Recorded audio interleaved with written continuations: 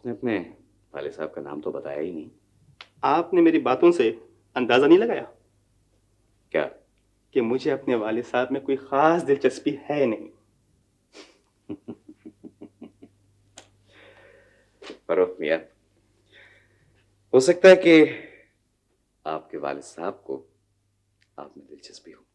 छोड़िए साहब, बच्चे होंगे ना आपके, इसीलिए बाप की वकालत करने के लिए बैठ गए। अस्सलाम वालेकुम। वालेकुम अस्सलाम।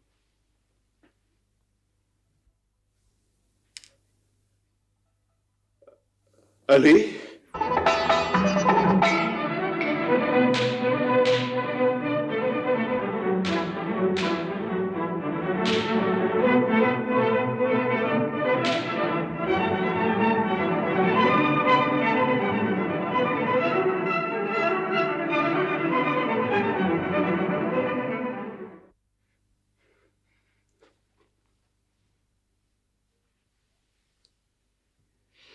ये अपने बेटे को देख रहे वाली?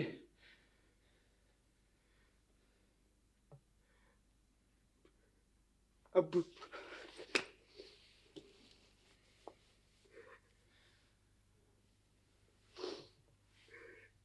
फर्रुख,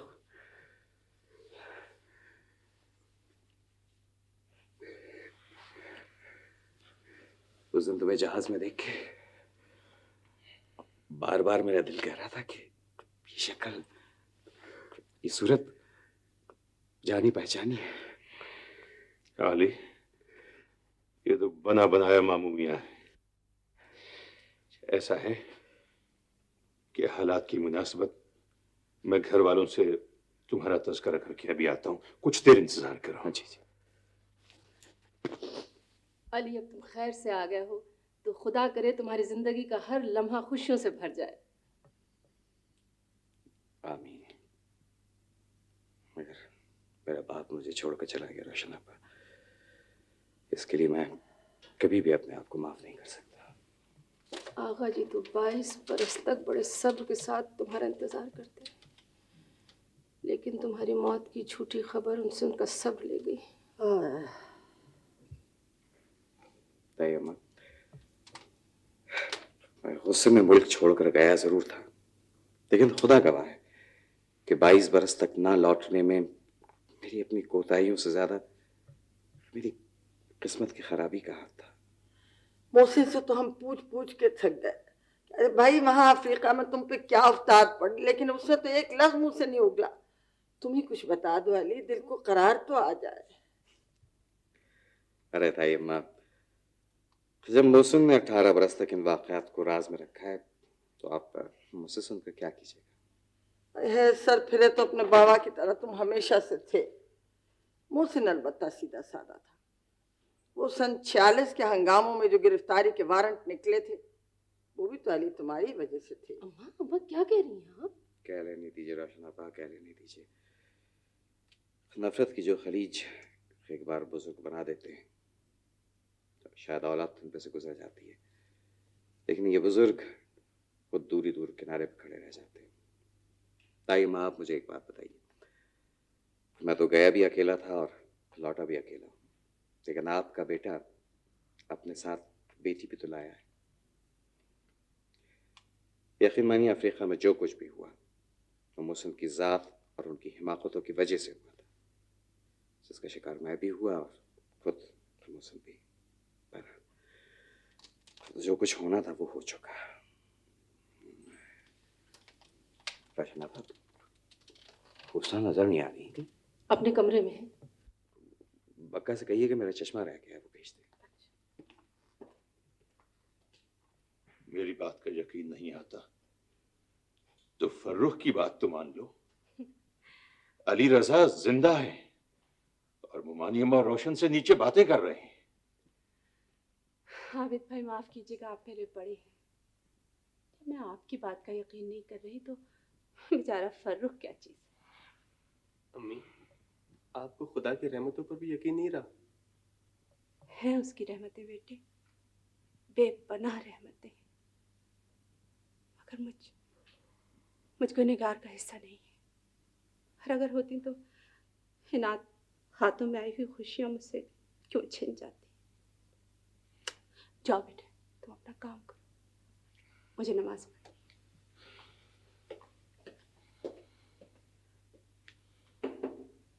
आबिद भाई, मैं अंदर आ सकता हूँ? आजा अली।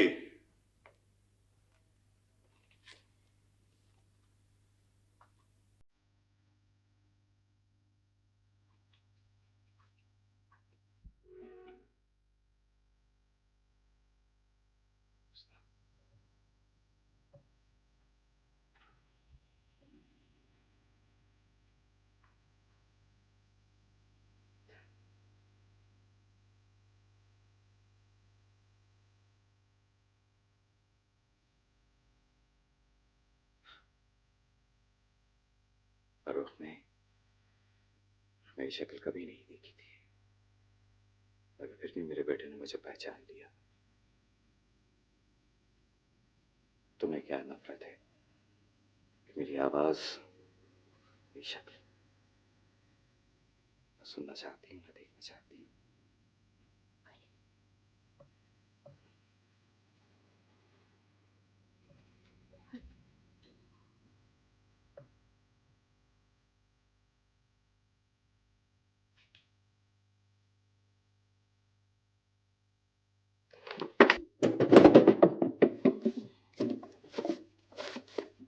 बार बार कहा है कि मेरी स्टडी में कोई ना आए। कौन आया था अंदर? साहब ये निकल जा तुम तो घर से बाहर। Mohsin, this is not fair. ये तो बताओ क्या ढूंढ रहे हो? अपनी मौत ढूंढ रहा हूं। तुम बीवी हो मेरी, तुमसे इतना नहीं होता कि जिस बात के लिए मैंने मना किया उसका ख्याल रखा करो। कौन है इस घर में इतना लायक फायक जिसे किताब और कागज से दिलचस्पी है?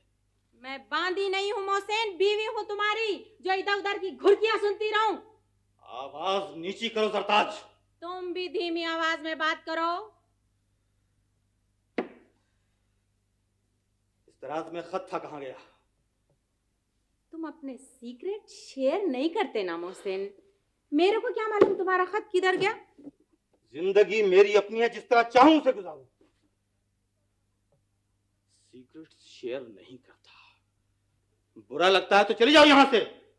जितने पैसे चाहोगी तुम्हें दे दूंगा। अफशां की दौलत की खैरात नहीं चाहिए। खुद के हवास खराब हो रहे हैं, फजीतियां हमारी। मोहसिन, तुम्हारे प्रॉब्लम हल नहीं हो सकते। अगर वो मनहूस लड़की इस घर से नहीं गई ना, तो ये घर भी तुम्हारे बाबा के घर के जैसा उजड़ जाएगा। मेरी बेटी मनहूस नहीं है, ये कैसे कहा तुमने? ये गृहस्थी 18 बरस से आबाद थी और 6 महीने पहले तो इस घर की दीवारें भी तुम्हारी इतनी ऊंची आवाज नहीं सुनी होगी। मेरी बेटी मनहूस नहीं है। तुम मनहूस हो, तुम्हारा साया मनहूस है, तुम सब मनहूस हो। आया समझ में? आ गया समझ में, कुछ ज्यादा ही आ गया। जा रही हूँ मैं मम्मा के पास गौहर जवाहर को लेके। तुम अपनी बच्ची को वापस ले जाएंगे तो मुझे फोन करना, मैं आ जाऊंगी। देखो सरताज, मैं कहता हूँ तुम यहाँ से चली जाओ वरना कुछ हो जाएगा। चली जाओ यहाँ से। गुनाह अपने, बोझ उठाने को हमारे कंधे। ऐसी बंदर भक्तियों से बैरिस्टर साहब मैं नहीं डरने वाली। जरताज बहुत सख्त जान है।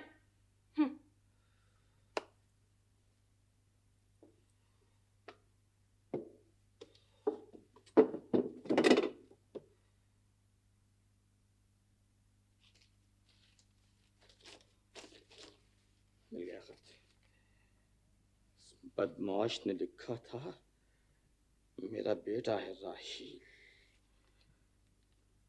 और उसे इस वक्त नाइजीरिया में उसके घर में मेरी बीवी और बेटा मौजूद हैं। ब्लू हेवन के पते पर खत लिखा था जो वापस आ गया। कितने सच्चे हो तुम अली, लेकिन मैं अभी तुम्हें छोड़ूंगा नहीं। काउंसलेट से राब्ता कायम करके सब कुछ मालूम करूंगा। झूठे को झूठे के घर तक पहुंचाऊंगा। आप रोए नहीं बिल्कुल। भला इसमें आपका क्या कसूर है? साहब जब से बीमार हुए हैं उनका मिजाज कुछ चिड़चिड़ा हो गया। रमजान बाबा, मैं चाह भी तो नहीं सकती ना। सब मुसीबतें मेरी वजह से हैं। रमजान, जी बेगम साहब। रमजान, तुम यहाँ हैं? मैं 1 घंटे से तुमको आवाज़ां दे रही हूँ। हाँ, चलो जाओ, गाड़ी निकलवाओ और सूट कैसा रखवाओ, और देखो वैनिटी बॉक्स भी रखना। अच्छा भाई। जाओ।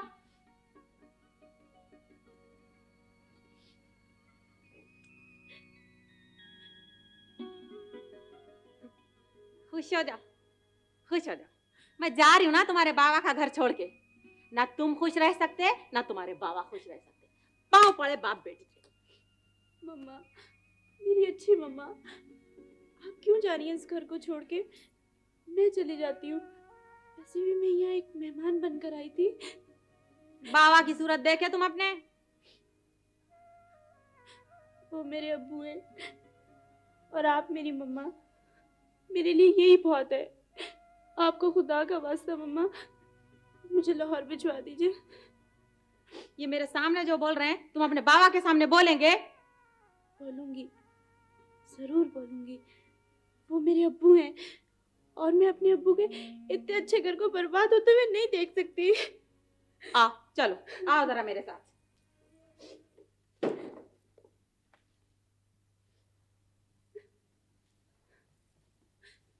सिर्फ मुझे और मेरी बेटियों को ब्लेम नहीं करना। हम तीनों को जिसके खातिर आप ठोकरों में डाल रहे थे ना, ये देखो, उन्हें भी आपके साथ रहने को तैयार नहीं है। बोलो अफशा, क्या बोल रहे थे? बोलो, बोलो बाबा से अपने। अब्बू, अब्बू मुझे लाहौर भिजवा दे। तुम लाहौर नहीं जा सकती। नहीं अब्बू नहीं, मुझे लाहौर जाना है। क्या कहा है तुमसे दरताज ने? अरे वाह, अरे वाह, ये अच्छी जबरदस्ती है। मैं क्या बोलूं? तुम चुप रहो दरताज। क्या कहा है इन्होंने तुमसे? मम्मा ने तो कुछ भी नहीं कहा, बस मुझे लाहौर जाना है। तुम लाहौर जाना चाहती हो तो चली जाओ, अभी इसी वक्त। रफीक, रफीक, एक टिकट लाहौर का लेकर आइए और अफशा को लाहौर भिजवा दीजिए। सर, एक रिटर्न टिकट लाहौर का आपके ब्रीफ केस में है। ये उसी पर जाएंगी। मैं अब तुम्हें लेने नहीं आऊंगा अब लाहौर। अफशा, रमजान। जी साहब। अफशा का सामान बनवा दो, ये अभी लाहौर जाएंगी। बिल्कुल सर। Rafiq, yes sir. ऐसे में मुमताज साहब को फोन कर दो कि एयरपोर्ट पर अफशा को लेने आ जाए।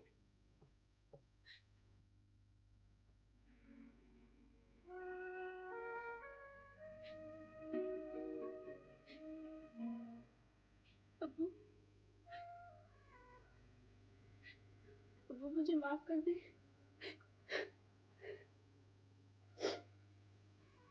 खुदा हाफिज बेटे, जाओ।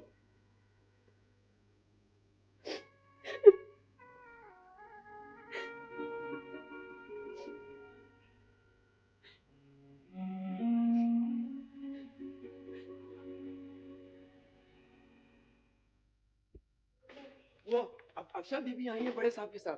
अच्छा, जी, तुम जी। जाकर ये बक्सा जल्दी से फहद जी, बीबी बहुत के अच्छा। कमरे में रखो। अच्छा, जी क्या हुआ मेरी बेटी? इतने दिनों के बाद मिली है मुझे। नहीं रोना बेटी, बिल्कुल भी नहीं रोना। अच्छा हुआ ना तुम इतने दिनों अपने अब्बू के पास रह आई। हाँ, वैसे ऐसे ये मोहसिन का टेलीफोन किस वक्त आया था और आप किस वक्त इसे लेने गए? बस तुम बाजार गई तो टेलीफोन आ गया, फिर मैं इसे लेने के लिए चला गया। लेकिन अकेली बच्ची को इस तरह भेजने की भला क्या जरूरत थी मोहसिन को? अरे भाई छोड़ो इन बातों को, ये बातें इस वक्त करने की नहीं है। अब शाम यहीं रहेगी। देखो बेटा, तुम्हें एक लम्हे के लिए परेशान होने की जरूरत नहीं है। तुम्हें जिससे मिलना होगा उस घर पर आकर तुमसे मिल लेगा। मैं 2 दिन के लिए कराची जा रहा हूँ, अभी मैं एयरपोर्ट से जा गाड़ी भेजता हूँ, ठीक है? अम्मा को, रोशन आपा को अगर बुलवाना हो तो बुलवा लो, और अगर अली घर पर ना हो तो हुस्ना को बुलवा लो। बेटे, रोने की जरूरत नहीं, मैं तुम्हारी परेशानी उठाने के लिए मैं जो बैठा हुआ हूँ। तुम जरा इसका ख्याल रखो, मैं अपने कपड़े ठीक कर लूँ। अफशा, देखो अब बिल्कुल चुप हो जाओ मेरी जान। तुम्हें रोने की बिल्कुल ज़रूरत नहीं है, कोई परेशानी की ज़रूरत नहीं है। देखो अब तो खैर से अली आ गए हैं, हाँ है ना? तो इंशाल्लाह हालात खुद ब खुद ठीक हो जाएंगे। अच्छी सी बेटी मेरी। अच्छा अब ये तो बताओ कि कराची में सब लोग कैसे हैं और तुम्हारी मम्मा कैसी हैं? ठीक है चाची जान, चाची जान मेरे अब्बू को बचा ले, नहीं तो उन्हें कुछ हो जाएगा। तुम्हारे चचा कराची जा रहे हैं बेटे, अल्लाह ने चाहा तो सब ठीक हो जाएगा। पता नहीं किसकी नजर लग गई हमारे आगा जी के घर को। पता नहीं वो कैसी छांव थी जिसने हमें दुखों से दूर कर रखा था। मसले तो आगा जी के ज़माने में भी थे और शायद आज से ज़्यादा उलझे हुए।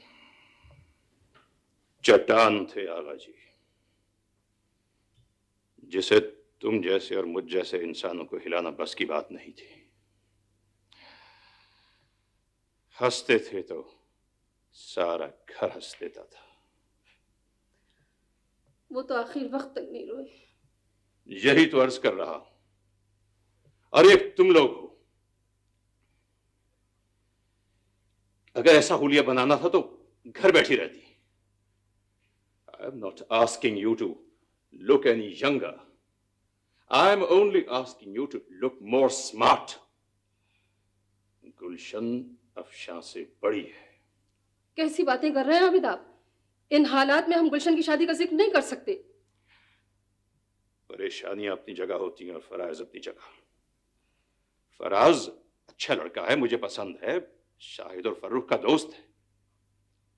अगर रिश्ते की बात घर में नहीं हो सकती तो रिश्ता मंजूर तो किया जा सकता है। नहीं आबिद, जहां हम बैठे हैं जब तक फर्रुख और अफशा की शादी का मसला तय नहीं हो जाता हम अपनी लड़कियों की शादी की बात नहीं कर सकते। तो जाइए फिर अपना हुलिया ठीक करके आइए। हुलिया क्या हो गया है हुलिया को? उम्र ढल रही, बाल तो सफेद होंगे। बाल सफेद जरूर हो चुके हैं, बाल बिखराने को किसने कहा है? अब उसको देखो, वो हुस्ना को 22 बरस के बाद उसका शौहर लौट कर वापस आया है, पहले से ज्यादा बूढ़ी लगती है। अब आप जैसा दिल कोई कहां से लाए? बुजुर्गों की जगह लेने का यह मतलब नहीं है रोशन कि उनके हम उम्र बनने की कोशिश की जाए। कभी मुमानी अम्मा को देखा है बाल बिखराए हुए या मलगेचे कपड़े पहने हुए?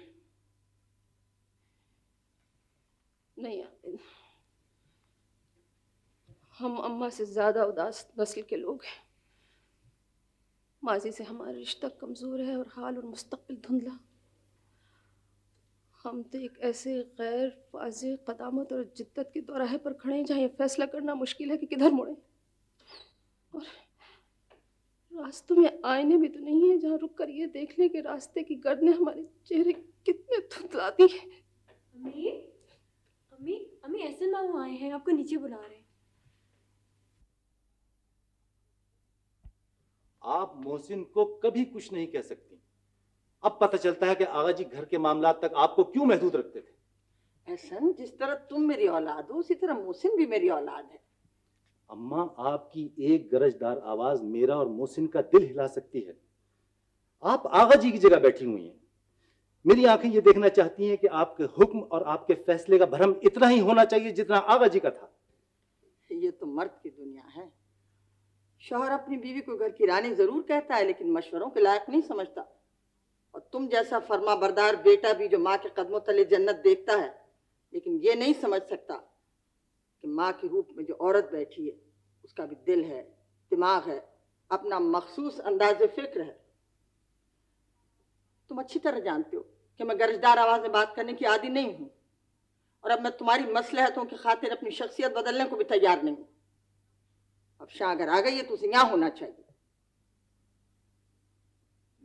खुद नहीं आई, मैंने जबरदस्ती मुनासिब नहीं समझा। अफशा आ गई है क्या? जी, पता नहीं किन हालात में आई है, जब देखो रोती रहती है। आप कराची चलेंगी?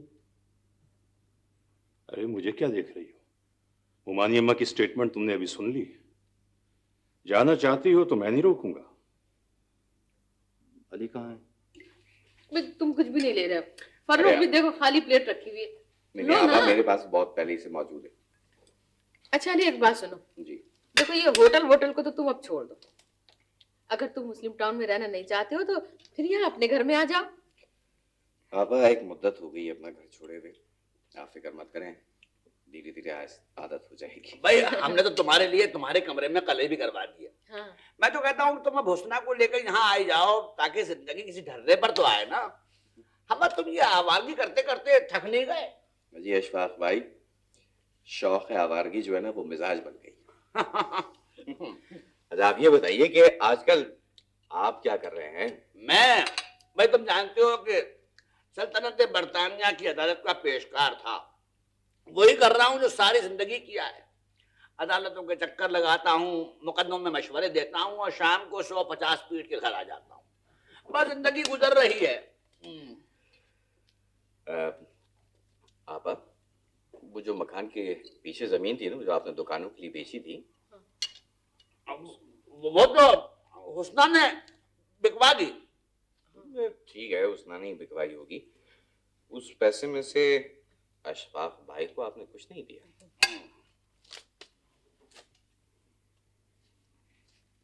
अच्छा अब्बू, अब मैं चलता हूँ। आज मेरी इस्लामाबाद की फ्लाइट है। फिर कब मुलाकात हो रही साहबजादे आपसे? 2 दिन बाद। अब्बू दिल तो नहीं चाहता मगर। ये क्या बात है फर्रुख मियां, इंसान को कभी काम से नहीं घबराना चाहिए। ठीक है, जाओ, अल्लाह हाफिज़। खुदा हाफिज़। खुदा खुदा हाफिज़। खुदा हाफिज़। आपा, मुझे अशफाक भाई के रवैये को देख कर बड़ा इत्मीनान हुआ है। अरे बस इत्मीनान कैसा, लो ये लो। वैसे ही हैं, बस ये समझो कि गाड़ी चल रही है, घर में 2 जवान बेटियां बैठी हैं, अब क्या गुल छड़े उड़ाते फिरेंगे वो। आपा, आपने अपनी जो खमीदा है इसकी कहीं बात तय की? अब तुम जहाँ कहो मैं रिश्ता तय कर दूं। बात यह है कि खैर रिश्ते तो बहुत आ रहे हैं, मगर अली कहीं मेरा दिल नहीं झुकता। आप पहले ये बताइए मेरे बेटे में क्या खराबी है? अरे तुम्हारे बेटे में क्या खराबी होती, माशाल्लाह वो तो मेरे दिल का टुकड़ा है, मेरा अपना खून है, मेरा चांद है। मगर अली देखो ना, बस साल 6 महीने की बल्कि 6-8 महीने की जो छुटाई बढ़ाई है ना, उसका ख्याल आता है। ये छोड़े आपा, आपको एक बात बताऊं? बताओ। फर्रुख और हमीदा दोनों एक दूसरे को पसंद करते हैं। लेकिन अली तुम्हें कैसे पता चला? मुझे फर्रुख ने बताया। क्या मुंह लेके जाऊंगी मैं अफशा के सामने? मरे हुए लोग जिंदा हो सकते हैं, मेरा लुटा हुआ सुहाग मुझे वापस मिल सकता है, मगर शौकत भाभी, अफशा और फर्रुख की तकदीर नहीं बदल सकती। मुझे ये बताओ हुस्ना, क्या तुम्हारी अली से इस बारे में कोई गुफ्तगू हुई है? 22 बरस बहुत लंबा फासला होता है शौकत भाभी। सच कहती हूँ, मुझे तब उनसे बात करते हुए भी खौफ आता है। उनके लहजे में तजर्बों की तलखी, महरूमियों का जहर और इरादे का पत्थरपन है। जिन खूबियों की वजह से लोग उनको मानते, उनकी कदर करते, उनको अपना समझते हैं, कोई मुझसे, मेरी जैसी बीवी से पूछे कि ऐसे शौहर को 22 बरस के बाद समझना कितना मुश्किल काम है। हाँ शौकत, उन्होंने तो एक वक्त का खाना यहाँ नहीं खाया। हुस्ना बीबी पका पका के थक गई। अब वो तो सारा काम घड़ी की सुइयों की तरह करते हैं, पल में आते हैं, पल में चले जाते हैं। बुनियादी खाला, वो नसीरा आपा जो हर वक्त उनके कान भर रही होंगी। ये ठीक है। हुस्ना, वैसे मेरी बात सुनो, मुझे एहसन ने तुम्हारे पास खास तौर पे भेजा है, सिर्फ ये समझाने कि तुम अपनी तरफ से निकाह की बात फर्रुख और अफशा की हरगिज उनसे न करना। शौकत भाभी, उनसे बात करने की नौबत किसको आई है? फर्रुख को बहकाना कौन सी मुश्किल बात है। ऊपर से शौकत भाभी, मोहसिन भाई की बदअखलाकियों ने मेरे बेटे का दिल अफशा के मामले में पत्थर का बना दिया। और अब तो मैं भी सोचने लगी हूँ कि अगर अफशा खुश ना रह सके ना, तो अल्लाह करे रिश्ता टूट ही जाए। अल्लाह ना करे। हुस्ना बीबी, आप कितनी भोली हैं। फर्रुख मियाँ की बातों में आ गई।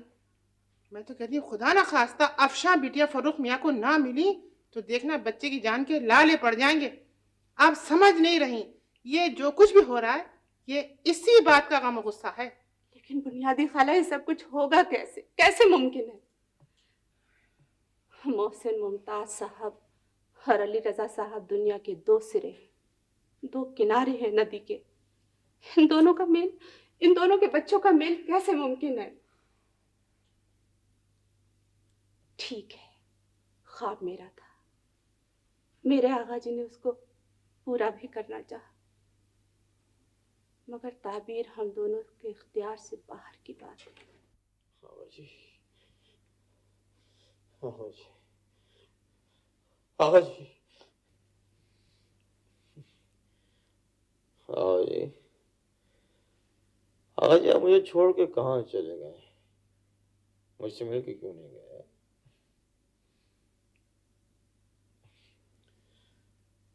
मैं आपको नाराज नहीं होने दूंगा आगा जी, आपको मुझे माफ करना होगा।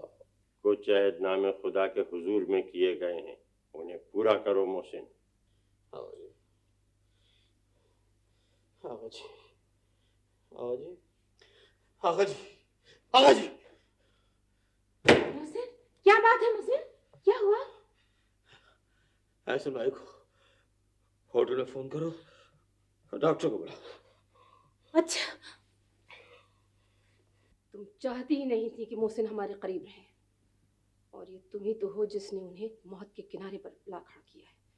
क्या बीवियां ऐसी होती हैं?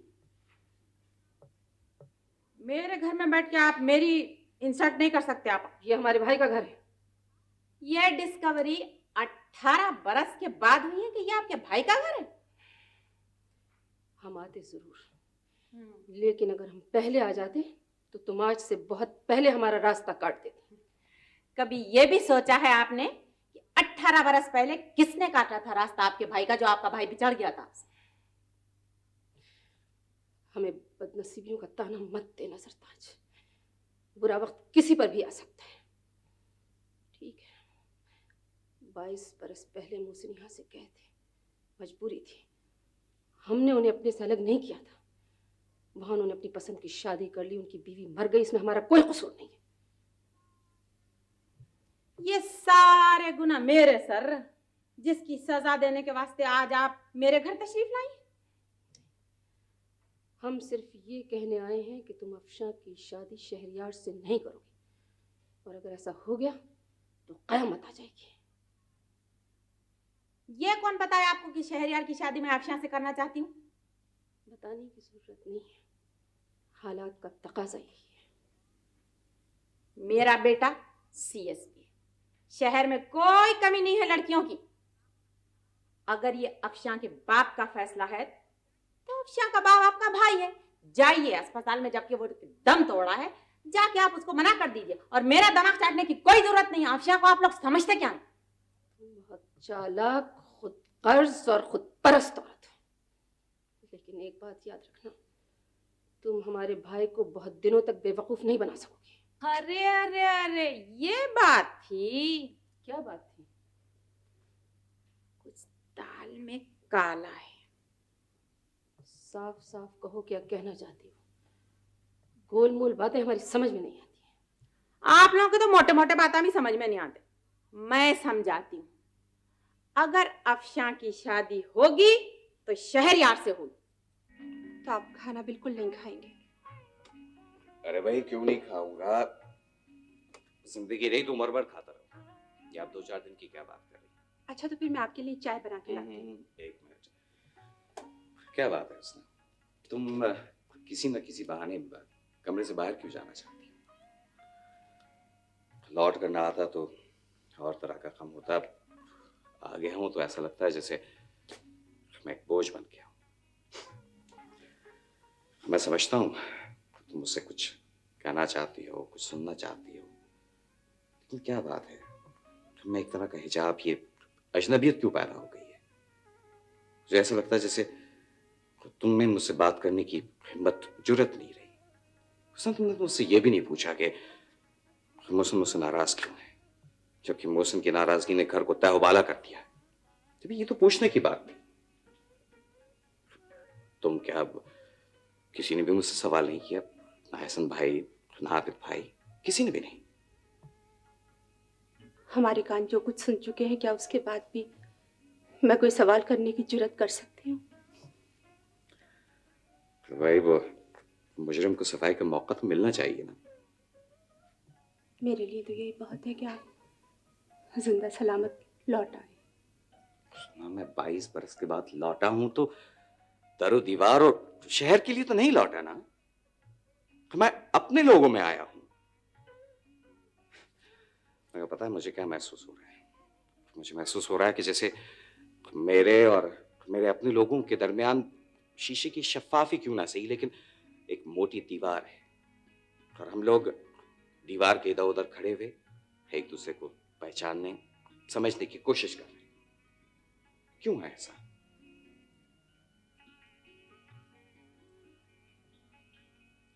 आपकी तरह आहलमाना गुफ्तगू करनी तो मुझे कभी नहीं आई है, लेकिन ये सच है कि सवाल बहुत है।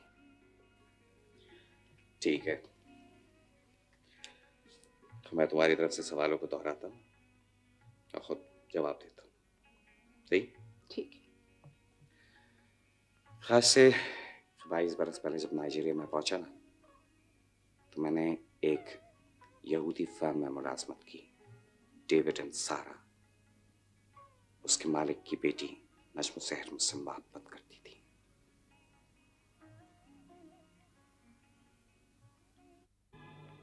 आपने मेरी बात का जवाब नहीं, या फिर मैं ये समझ लूं कि यहूदी मर्दों की तरह आपको यहूदी औरतों पर भी एतमाद नहीं।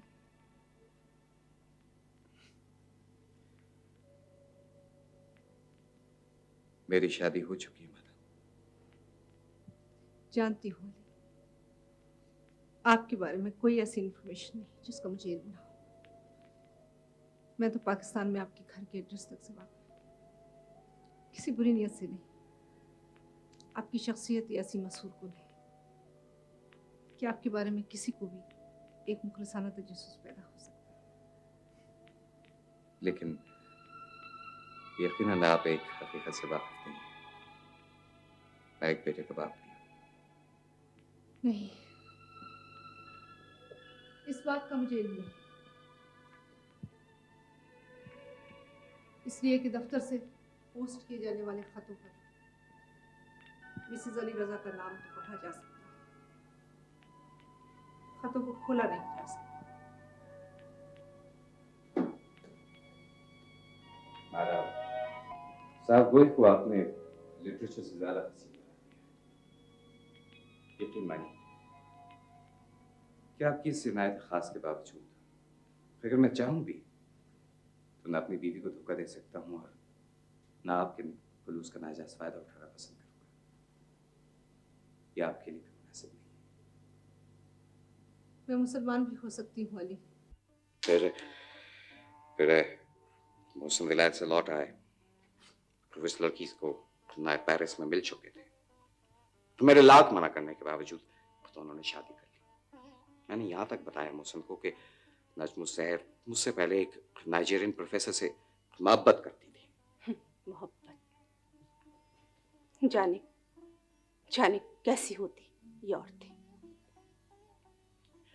बहुत अच्छी होती हैं ये औरतें, बहुत अच्छी होती हैं, मगर बरसगीर की मुसलमान औरत जो होती है ना, जैसे कि तुम्हारे मिजाज से बहुत मुख्तलिफ मिजाज होता है दूसरे मुल्क और मुसलमान औरतों का। डेविड एक नहायती कट्टर यहूदी है, सारे दुनिया के मुसलमानों से सख्त नफरत करता था। मुसलमान मोहसिन ने ना उसकी बेटी से शादी की थी, तो उसकी साजिश, उसके इंतकाम का सबसे पहले निशाना तो मोहसिन ही बने। तुम्हें मालूम है कि मोहसिन की बीवी जिंदा है? क्या? हाँ, वो मरी नहीं, उसका बेटा उसके साथ है और उसकी परवरिश मैंने की है। क्या मोहसिन भाई की पहली बीवी जिंदा है? हाँ, और अगर उसकी मोहब्बत सच्ची है तो वो मेरी गवाही के लिए यहाँ जरूर आएगी। तो आप तस्लीम करते हैं कि वो आपसे मोहब्बत करती थी, और अगर वो आज भी आपसे मोहब्बत करती हो तो मेरे दिल में भी उसके लिए मोहब्बत होनी चाहिए, यही कहना चाहती है ना? मैं तो उस औरत और उसकी मोहब्बत को सलाम करता हूँ जो पिछले 22 बरस से मेरी और सिर्फ मेरी मुंतजर थी। भाई, अगर मेरे दिल में चोर होता तो मैं भी मोहसिन की तरह से खामोश रहता, कुछ नहीं कहता। आया आपकी समझ में ही नहीं। इधर देखो जी। अली को हुस्ना से छीनना कभी भी किसी के लिए इतना आसान नहीं था। फिर आप मुझे एक बात बताइए। जी। आपने मुझे इतने सालों तक खत क्यों नहीं लिखा? सुनना चाहती हो? पहले आप मुझे इसका जवाब दीजिए। ये क्या है?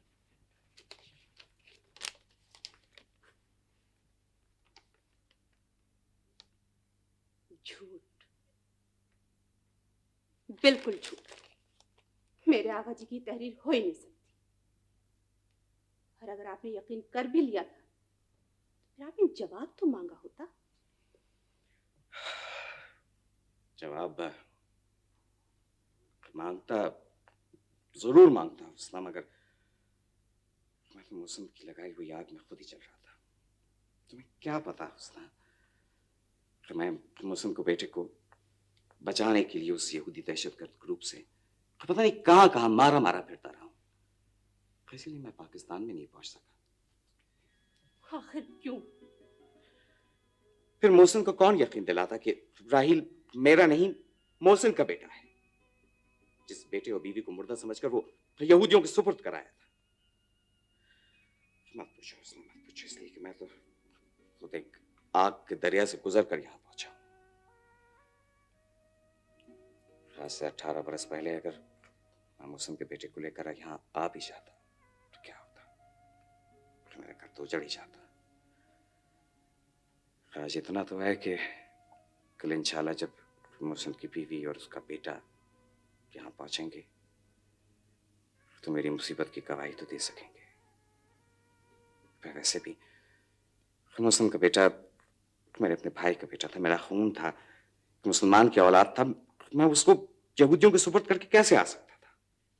मोहसिन, मुझे अपने बच्चों की कसम है कि अली ने तुम्हारी बीवी या तुम्हारे बेटे के बारे में मुझसे कोई बात नहीं की। वो तो थोड़ी देर के लिए आते हैं और फिर वापस होटल लौट जाते हैं। सितम तो अली का यही है हसन भाई